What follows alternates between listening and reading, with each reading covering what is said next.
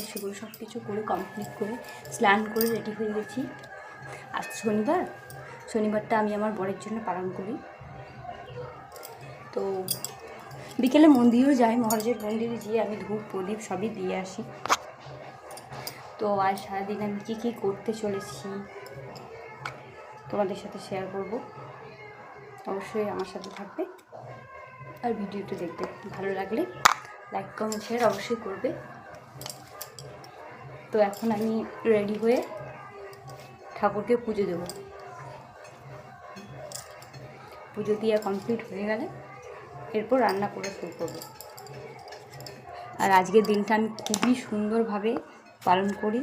আর আজ আমি নিরামিষও খাই, কারণ আজ তো শনিবার, আমার বরের জন্যই আমি পালনটা করি।